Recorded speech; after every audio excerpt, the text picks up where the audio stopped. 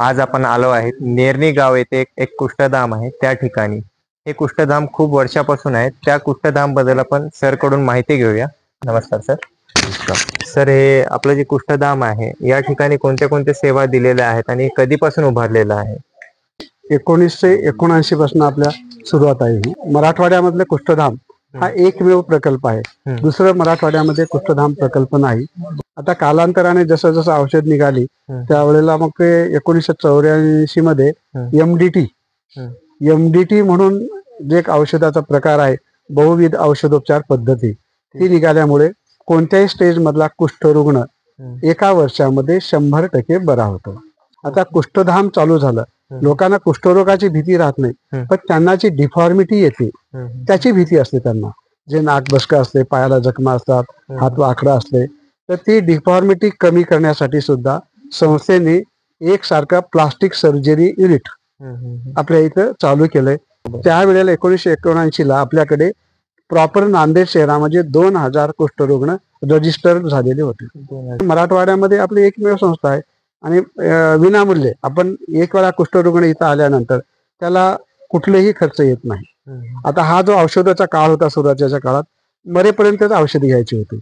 मग त्या मधल्या काळामध्ये काय करायचं, मग त्यांच्यासाठी आपण सतरंजी विणकाम चालू केलं, गॉज बँडेज विणकाम चालू केलं, शबनम बॅग चालू केल्या, एमसीआर चप्पल म्हणून कुष्ठरुग्णांच्यासाठी खास एक चप्पल तयार केल्या जाते, ती सुद्धा आपल्या इथं म्हणजे आपण तयार करत होतो. त्याच्यानंतर हातमागावर बँडेज आणि कपडा हे सुद्धा आपण या ठिकाणी विणलंय. रेशमाचा जो उद्योग आहे, रेशीम केंद्र सुद्धा आपण या ठिकाणी चालू केलं होतं, ज्याच्यापासून कोर्स तयार करून आपण मराठवाडा खादी ग्रामोद्योगला आपण विकत होतो. म्हणजे हे लोकांना बसून न ठेवता त्यांना काहीतरी काम द्यावं हाताला, आणि त्यांनी जेवढं काम करत होते त्याच्या मोबदल्यात संस्था त्यांना पैसेही देत होती. म्हणजे दोन्ही त्यांनाही उत्तेजन मिळावं, कारण त्यांच्यावर ते कुटुंब अवलंबून होतं, म्हणून त्यांना जे काही पैसे आपण देऊ ते त्यांच्या कुटुंबाला देत होते. काही पेशंटने आता नंतर विचारलं का बा आम्ही तर थांबतो, आमचा औषधोपचार चालू आहे, पण आमच्या मुलांचं काय? मग आपण मुलांच्यासाठी सुद्धा इथं गोकुळ नावाचा प्रकल्प चालू केला.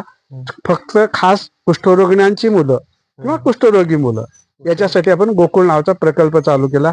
आणि त्या ठिकाणी जवळपास जे काही मुलं आले, 55 मुलं आपले अनाथ मुलं आणि कुष्ठरुग्ण मुलं अशासाठी आपण तो प्रोजेक्ट चालू केला, आणि तोही म्हणजे चांगल्या पद्धतीने चालला. त्याच्यामुळे जे कुष्ठरुग्ण इथे यायचे त्यांची जी लहान मुलं असायची त्यांचीही सोय इथं झाली. अशा प्रकारे डेली या ठिकाणी 270 रुग्ण डेली औषधोपचार